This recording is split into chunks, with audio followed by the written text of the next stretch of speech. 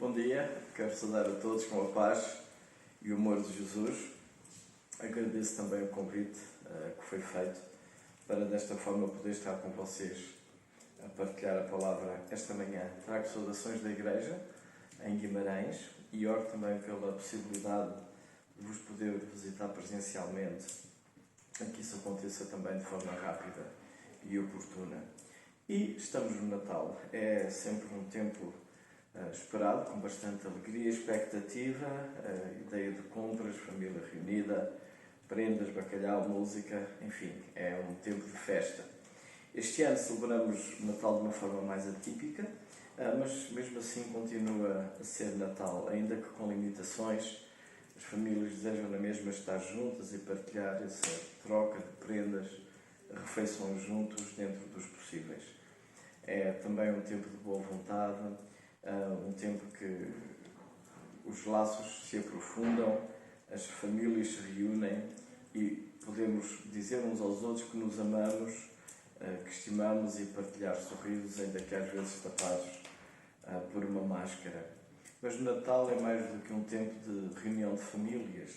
Sim, de facto, podemos pensar que o Natal também é tempo de celebrar família, mas no sentido de celebrar a família de Deus. E a grande prenda, a grande dádiva do Natal, ela não vem necessariamente embrulhada num papel colorido com um laço, mas diz o texto que está envolto em faixas. Também essa grande prenda, essa grande dádiva que recebemos, não é porque nos portarmos bem, é para nós nos portarmos bem. O ponto de encontro e de celebração não é uma casa iluminada com as luzes do pinheiro de Natal, mas o meu coração é iluminado pela luz que brilha e que vem de Jesus na nossa vida. E a frase esperada, por vezes, é: venham para a mesa que a ceia de Natal está pronta. Mas talvez a frase que deveríamos esperar era: venha à minha vida para que ela fique pronta. Outra reação que podemos esperar por vezes no fim da ceia de Natal é sentar-me no sofá e colocar as mãos na barriga e dizer: estou cheio. Mas talvez a reação esperada seria anunciar a boa nova da salvação em Jesus, porque eu estou cheio, Ele enche a minha vida. Eu queria considerar com vocês um texto esta manhã que fala algo que aconteceu logo depois de Jesus ter nascido. Temos no Evangelho de Lucas o capítulo 1 e o capítulo 2 que falam destes acontecimentos. O capítulo 1, ele introduz-nos a uma série de eventos que aconteceram antes de Jesus nascer, o anúncio a Zacarias, a Maria e as reações deles. Quando entramos no capítulo 2, os primeiros 7 versículos, eles apresentam-nos então uma breve descrição do nascimento de Jesus e, de facto, o texto que fala propriamente do nascimento ele é bastante curto. Podemos pensar apenas em 2 versículos. O versículo 6 do capítulo 2 diz: estando eles ali, aconteceu completarem-se os dias, e ela deu à luz o seu filho primogênito, enfaixou-o e o deitou numa manjedoura, porque não havia lugar para eles na hospedaria. E este é o relato do nascimento de Jesus. Mas depois, o versículo 7, ele é, até ao versículo 20, é bem mais extenso a narrativa que nos conta o que aconteceu com pessoas que estariam a trabalhar, portanto pastores, num campo a guardar, e apesar de ser uma noite especial em que lembramos do nascimento de Jesus, e nas nossas casas, nas nossas cidades, na nossa cultura, as ruas estão enfeitadas, há luzes, há pinheiros, há prendas, há música, há uma série de coisas a acontecer, mas parece que aqui a vida decorre normalmente.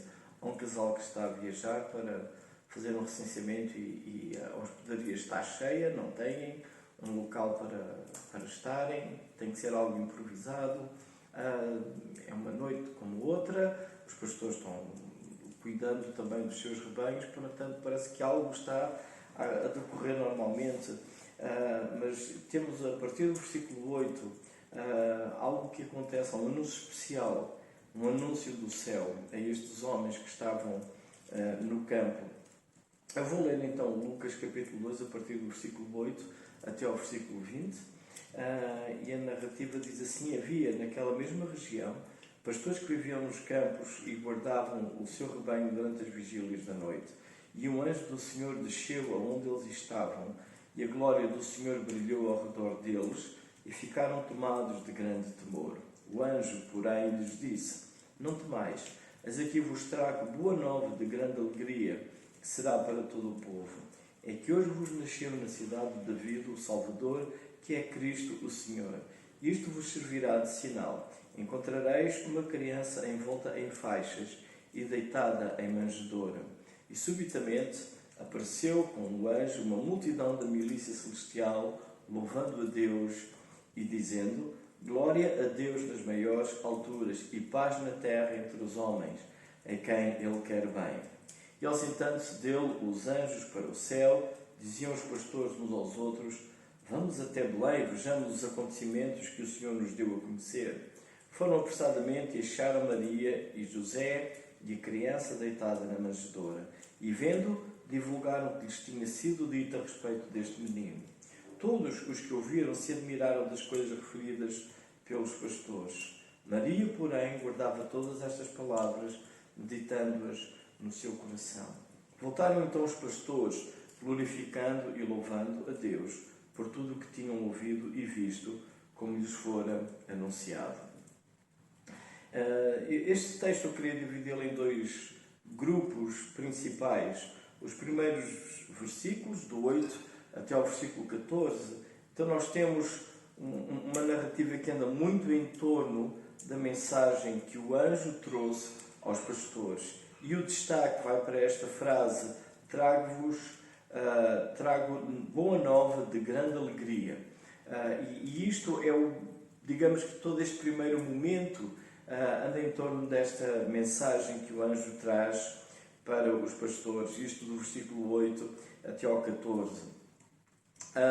Do versículo 20, do versículo 15 em diante até ao versículo 20, então nós temos um segundo momento, que seria então a reação ou a resposta, digamos assim, dos pastores a esta notícia, a esta mensagem que o anjo trouxe. Então, qual será a reação deles? E nós podemos tirar aqui também alguns princípios para a nossa vida. Voltando então ao primeiro momento, do versículo 8 até ao 14, estas notícias que o anjo traz, boas novas de grande alegria. E de facto, a mensagem não é muito grande em extensão de número de palavras, mas ela é bastante grande em termos e profunda em termos de significado.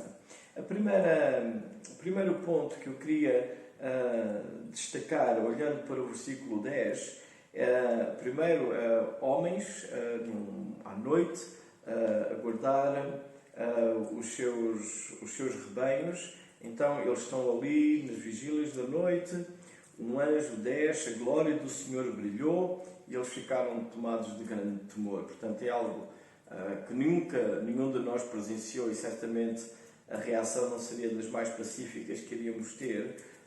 Não consigo imaginar como eu próprio iria reagir. Mas a primeira palavra do anjo é para os aquietar. Diz-lhes o anjo: não temais.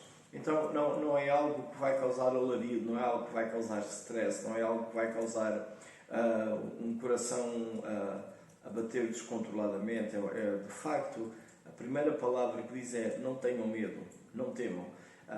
Não são aquele tipo de mensagens que nós por vezes ouvimos, que nos deixam sobressaltados. O que irá acontecer, como é que vão ser as coisas, e ficamos bastante inquietos. Não, aqui é algo que é para eles terem calma, não terem temor, e então vem esta informação que é uma boa nova de grande alegria. E esta grande alegria não é apenas para eles, para os pastores, é grande alegria que vai ser para todo o povo. Então, em primeiro lugar, nós temos boas notícias, boas novas. São boas novas, boas notícias, esta mensagem de Natal. Esse é o primeiro momento. Depois, nós temos o conteúdo, e o conteúdo é para todos. Não é apenas para alguns, não é apenas para os pastores, ou alguns mais iluminados ou mais especiais que outros. A mensagem é para todos. E de facto isto revela esta abrangência da mensagem do Evangelho. A mensagem do Evangelho ela não está restrita ou constrita a um determinado número de pessoas. Por exemplo, Paulo, quando ele escreve a Timóteo, ele diz que é da vontade de Deus que todos os homens venham ao conhecimento da verdade. E, de facto, quando lemos também no Evangelho de João, expressamos ali em 3,16, nós podemos ler ali que Deus amou o mundo e enviou Jesus. Então, esta mensagem de boas novas, de que há salvação, é para todas as pessoas, não é apenas para um número restrito, um número exclusivo ou reduzido de pessoas. O segundo ponto desta mensagem do anjo é que é o facto de que nasceu em determinado lugar, portanto, neste caso a cidade de David, o Salvador, que é Cristo, o Senhor. E é interessante notar a forma como o anjo fala deste menino que nasceu. É Salvador e é Cristo, o Senhor. E diz, a ideia é que nasceu o Salvador não é nasceu para alguém, mas vos nasceu para ti, nasceu para vocês. Ou seja, estes homens iriam ser abençoados por causa deste menino que nasceu. De facto, quando nós olhamos para toda a mensagem da redenção das Escrituras, olhando lá para o primeiro momento em que nós encontramos o Senhor a falar com Abraão, é-lhe dada a promessa que na sua descendência todas as famílias de terra iriam ser abençoadas. E de facto aqui nós temos a concretização dessa promessa, este anúncio de boas novas para todo o povo. De facto temos que relacionar com aquilo que o Senhor prometeu a Abraão, de que nele, na sua descendência, todas as famílias da terra iriam ser abençoadas. Um pequeno detalhe que menciona na cidade de David faz esta ligação também. Sabemos que Davi vem da tribo era o rei de Israel, ele vem da tribo de Judá, que é um dos filhos de Jacó, que é um dos descendentes de Abraão. Então esta promessa que o Senhor tinha dado de bênção para todos os povos, ela está a ser concretizada e cumprida neste mesmo momento em que os anjos vão anunciar este nascimento aos pastores. E este que nasce está ligado à ideia de realeza, porque ele vem da cidade de David, do grande rei, e ele é também Salvador e Senhor. E estas duas características de Salvador e Senhor implicam alguma coisa no nosso relacionamento acerca de nós próprios com este menino que nasceu. A questão de Salvador tem ali a ideia implícita de que alguma coisa está errada. Nós só necessitamos de um Salvador se estamos numa situação de perigo, uma situação de urgência, uma situação de vida e de morte. Senão não é necessário um Salvador. E é preciso haver uma situação de perigo, de emergência, de algo terrível que vai acontecer e põe, de facto, a vida humana em causa para necessitarmos de um Salvador. Não necessitamos de um Salvador quando as coisas estão bem, não necessitamos de um Salvador quando as coisas estão controladas, necessitamos de um Salvador quando há desespero, quando há angústia, quando há perigo de morte, quando há perigo de destruição. E esta mensagem de que nasceu um Salvador tem implícita a ideia de que as coisas estão mal. É necessário um Salvador. E o que está errado no homem é precisamente aquilo que afasta o homem de Deus. E isso é, outra vez, pelas páginas das Escrituras, desde o primeiro livro da Bíblia, nós notamos que o pecado separou o homem de Deus. Por causa do pecado, o homem foi expulso daquele jardim, do local onde o Senhor tinha criado. Ele ficou afastado de Deus. E logo ali também Deus deu uma promessa de redenção, que através da descendência da mulher, alguém iria esmagar a cabeça da serpente e assim iria também ferir o calcanhar. E temos aqui este descendente da mulher a nascer, não apenas para sofrer, mas também para ser Salvador. E este Salvador é Cristo, é o Messias, é ungido. A palavra Messias vem do hebraico, a palavra Cristo é grego, e tanto uma como outra na nossa língua são traduzidas por ungido. Então, em Israel, pessoas ungidas tinham missões especiais. Tínhamos sacerdotes que eram ungidos, lemos isso no livro do Êxodo, os primeiros sacerdotes a serem ungidos com Moisés, porque eles iriam representar a nação, iriam representar o povo diante de Deus. Também o rei era ungido, e lemos acerca do profeta Samuel, que unge os dois primeiros reis de Israel, o rei Saul e o rei David. Eles são ungidos porque eles também vão governar o povo, vão orientar o povo, vão exercer justiça, vão exercer misericórdia para com o povo, e também eles têm a missão de levar o povo também a chegar-se a Deus como reis que eram. E estas ideias estão todas elas associadas a este menino que nasceu. Mas também há uma que é algo de longa duração, que nos leva a considerar um relacionamento de longa duração, que é Salvador. Sim, Ele é o Cristo, é um ungido, mas também é Senhor. E esta ideia de Senhor estabelece sempre um relacionamento de grande duração entre alguém que tem poder e tem autoridade e alguém que está sujeito e é submisso.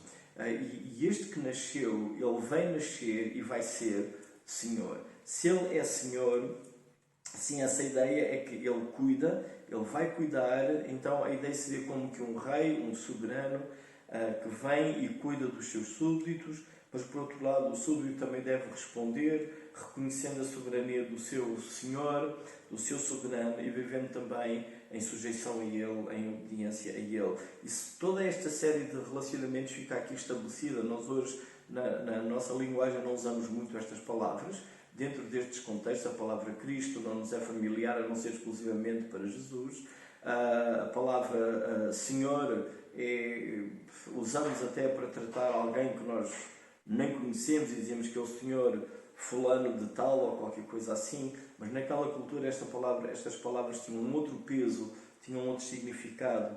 Talvez o mais semelhante que nós temos é o significado cultural de Salvador, porque temos nas praias, por exemplo, aquilo que eu me lembrava desde criança, que era o nadador salvador, alguém que estaria atento e quando via alguém em risco iria salvá-lo. Mas seria, digamos que, uma atividade pontual, uma vez que o salvamento é efetuado, a pessoa fica entregue à sua própria sorte, de novo, e cuida da sua vida. Mas este que nasce tem este momento em que vem e salva, resgata, cura, cuida, limpa, mas não entrega a pessoa à sua própria sorte, porque Ele é também Senhor, e estabelece esse relacionamento de longa duração, de cuidado, de atenção, de sair em defesa, mas que por outro lado também é esperado esse sinal de sujeição, de submissão e de obediência. Esta ideia da cidade de David é muito interessante, porque não é dito que é Belém, mas é cidade de David, mas mais tarde, quando os pastores decidem ir e tomam a iniciativa no versículo 15, eles não dizem que vão à cidade de David, eles vão a Belém, ou seja, eles sabem muito bem qual é a cidade de David, algo que está aqui associado à realeza. E o profeta Miqueias, no capítulo 5, versículo 2, ele refere esta cidade e diz, esta pequena vila, ele diz: Tu, Belém Efrata, pequena demais para figurar como grupo de milhares de Judá, de ti me sairá o que há de reinar em Israel, e cujas origens são desde os tempos antigos, desde os dias da eternidade. Talvez seja difícil nós termos uma noção clara da intenção que o profeta quereria gerar na mente das pessoas, ou mais ainda do que é que as pessoas entendiam, sobretudo ao ouvir estas palavras. Queria nascer dali de Belém, alguém queria reinar em Israel, e os dias dele eram desde a eternidade. Seria um ser humano, não seria um ser humano? Como é que alguém que vai sair num dado momento da história tem os seus dias desde a eternidade? Sim, mas é interessante que em Jesus nós encontramos isso, e João no seu Evangelho ele explica muito bem, logo no capítulo 1, quem é Jesus. No princípio era o Verbo estava com Deus, o Verbo era Deus, e depois mais à frente ele explica que o Verbo se tornou carne e habitou entre nós. De facto, esta mensagem é um reflexo, é o transbordar, é uma aplicação tremenda do amor de Deus por causa do ser humano que Ele criou. E esta distância que houve entre nós e Deus por causa do pecado. Deus podia, eu não sei, iniciar uma outra criação, qualquer coisa, mas dou graças porque Ele olhou para mim e teve compaixão e na sua graça decidiu que me quer para a eternidade com Ele. Por isso, Deus tornou-se igual a mim, para que agora, transformado por Ele, eu possa tornar-me semelhante a Ele, como diz no outro lugar do Novo Testamento. Então no versículo 15 em diante nós temos a reação dos pastores a esta mensagem de boas novas que o anjo veio trazer. Já sabemos que outros anjos juntaram-se àquele. Nós lemos isso no versículo 13. Apareceu com o anjo uma multidão, eles estavam a louvar a Deus, a glorificar a Deus e exclamando paz na terra entre os homens a quem Ele quer bem. Então a mensagem é para todos, é de paz para os homens e Ele quer bem, de facto, a todos os homens. E os pastores percebem isso, então tomam a decisão de ir procurar em Belém onde é que isto teria acontecido.